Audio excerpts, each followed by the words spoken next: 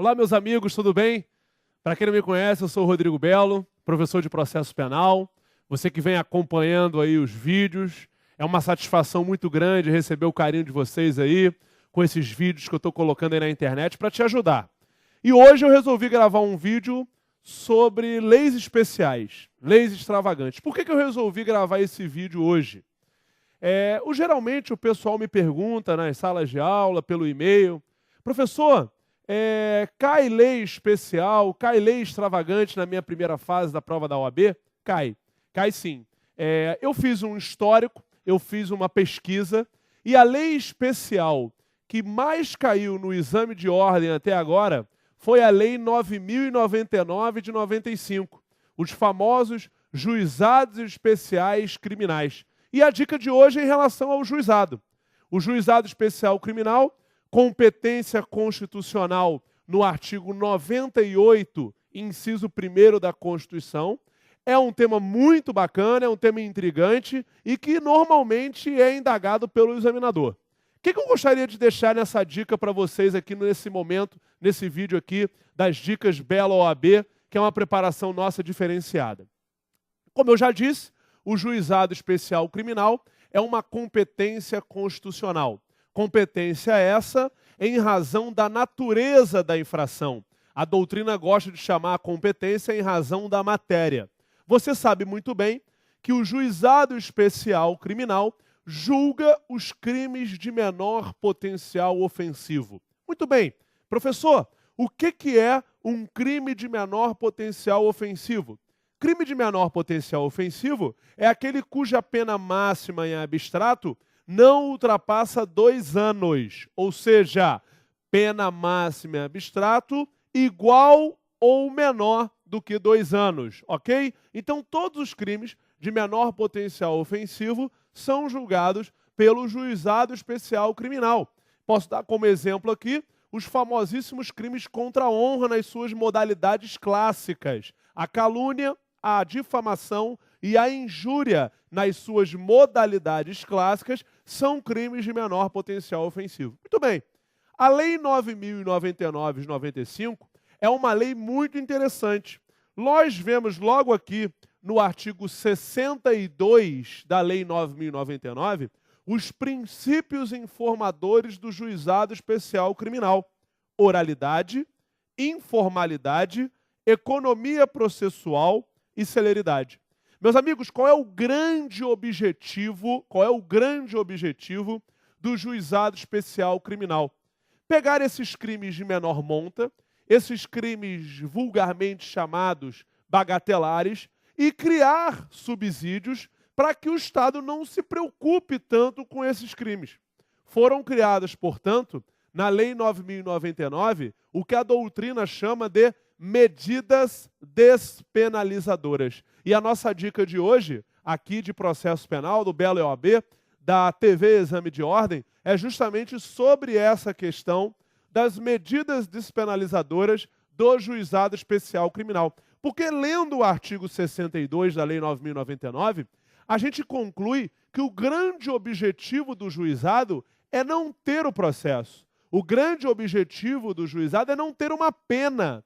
Por quê? Porque são crimes que o Estado não se preocupa tanto. E para isso foram criadas as medidas despenalizadoras. Vamos trabalhar elas aqui rapidamente? Antes de mais nada, já iniciemos o nosso estudo aqui, porque são 4 medidas despenalizadoras. Eu tenho aqui na minha legislação, na Lei 9.099, 4 medidas despenalizadoras. O que seriam medidas despenalizadoras colocadas na Lei 9.099? São institutos que dificultam a persecução criminal. São institutos que criam obstáculos para a instauração do processo, por exemplo. Porque a gente acabou de ver que o grande objetivo do juizado é esse. Muito bem. A primeira medida despenalizadora está no artigo 72. Abram o código de vocês aí, na Lei 9.099. A primeira medida despenalizadora é a composição civil dos danos, no artigo 72. O que é a composição civil dos danos? É um acordo monetário entre o suposto autor do crime de menor potencial ofensivo com a vítima. elas na audiência preliminar, na fase preliminar, porque até agora não teve processo, elas tentarão entrar em acordo. E é bem interessante que esse acordo gera consequências jurídicas. Fique muito claro isso aqui na nossa dica de hoje. Se houver o acordo e o crime de menor potencial ofensivo for de ação penal privada ou um crime de ação penal pública condicionada à representação, o feito se encerra conforme o artigo 74 da Lei 9.099. Então, que fique muito claro isso. Feito o acordo, feita a composição civil dos danos, se este crime em tela é um crime de ação penal privada ou um crime de ação penal pública condicionada à representação, o feito se encerra. Então, essa é a primeira medida despenalizadora, a composição civil dos danos. Muito bem. A segunda medida despenalizadora, a gente verifica aqui no artigo 76. No artigo 76 da Lei 9.099, a gente verifica a chamada, conhecidíssima transação penal. A nossa legislação fala em proposta do Ministério Público. Trata de uma proposta do Ministério Público. O que é, portanto, então, a transação? É uma proposta do Ministério Público, é uma proposta feita pelo parquê, que fique bem claro que só o Ministério Público pode fazer essa proposta, para que, ao invés de dar prosseguimento ao feito, ele seja submetido a uma pena restritiva de direitos, a uma pena alternativa. Então é bem bacana essa proposta de transação, porque ao invés de você ter uma instauração de um processo de um crime bagatelar, o Ministério Público oferece a transação penal e em resposta a essa transação penal, a pessoa vai cumprir uma pena alternativa, seja ela qual for. Uma das mais famosas é o pagamento de cestas básicas, ok? A terceira medida despenalizadora do nosso juizado especial criminal está no artigo 88. A gente está vendo na ordem aqui para facilitar o teu estudo. A terceira medida despenalizadora está no artigo 88, mas que fique bem claro que essa medida despenalizadora é uma medida despenalizadora específica para dois crimes. Para os crimes de lesões corporais leves e culposas. Ou seja, a partir do momento que há uma agressão nesse sentido, o artigo 88 exige a representação da vítima.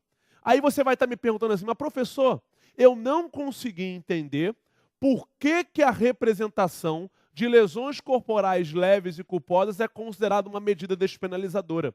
Porque o conceito de medida despenalizadora é um conceito abrangente, é um conceito largo, ou seja, é tudo aquilo que impede o prosseguimento ou que interfere no prosseguimento, que cria um obstáculo para o procedimento. E é evidente que ao exigirmos a representação, a manifestação de vontade, é criado um obstáculo para o Estado agir. Então, no artigo 88, você tem a terceira medida despenalizadora. E para a gente encerrar essa dica da lei extravagante que mais caiu no exame da OAB, eu estou trazendo para você a última delas que está no artigo 89. A última e mais perigosa, a suspensão condicional do processo. Por que ela é uma medida despenalizadora perigosa? Primeiro, que ela não é restrita ao juizado. Que fique bem claro que a suspensão condicional do processo pode ser aplicada em outros feitos que não sejam do juizado. Esse é o primeiro detalhe. O segundo detalhe é que o primeiro item para oferecimento da suspensão condicional do processo é em relação à pena. Mas olha o cuidado que eu quero que você tenha. Se de um lado, para o crime de menor potencial ofensivo, você analisa a pena máxima em abstrato de 2 anos, para a suspensão condicional do processo, a gente vai verificar a pena mínima em abstrato, que é de 1 ano, no máximo 1 ano. Então, que fique claro isso. A primeira exigência para se oportunizar a suspensão condicional do processo é que aquele crime tenha uma pena mínima em abstrato, não superando 1 ano. Ao contrário do crime de menor potencial ofensivo, onde você olha o parâmetro da pena máxima em abstrato e são 2 anos. O que é a suspensão condicional do processo? A suspensão condicional do processo é uma medida despenalizadora também oferecida pelo Ministério Público, onde a parte, ao invés de ter um processo instaurado, será submetida a um período de prova de 2 a 4 anos. Extinto esse período, encerrado esse período de 2 a 4 anos que o juiz vai estipular, a suspensão condicional do processo acarreta a extinção da punibilidade. Exemplos de suspensão condicional do processo: o comparecimento mensal ao cartório, ao fórum, para afirmar quais são as suas atividades, ou até mesmo um trabalho numa prefeitura local. Então, a suspensão condicional do processo traz essa possibilidade. Ao invés de ter um processo, a parte, ao aceitar a suspensão condicional do processo, fica num período de prova de 2 a 4 anos. Artigos 89. Em resumo, meus amigos, para a gente concluir aqui o nosso vídeo, eu falei um pouquinho hoje do Juizado Especial Criminal. E eu gostaria que você ficasse atento a 4 artigos específicos aqui da Lei 9.099. O artigo 72, que traz a composição civil dos danos. O artigo 76, que traz a transação penal. O artigo 88, que traz a representação nos crimes de lesões corporais leves e culposas, e no artigo 89, onde você tem a suspensão condicional do processo. Essa, então, hoje foi a dica de lei especial e que normalmente sempre vem caindo uma questãozinha na sua primeira fase. Para quem não me conhece, meu nome é Rodrigo Belo, né? Eu sou professor de processo penal. Tenho colocado vídeos aí para vocês no meu site, o www.belooab.blogspot.com, e eu espero ajudar você na sua aprovação, ok? Até logo e até a próxima dica, que eu tô louco para gravar e te ajudar. Tchau, tchau.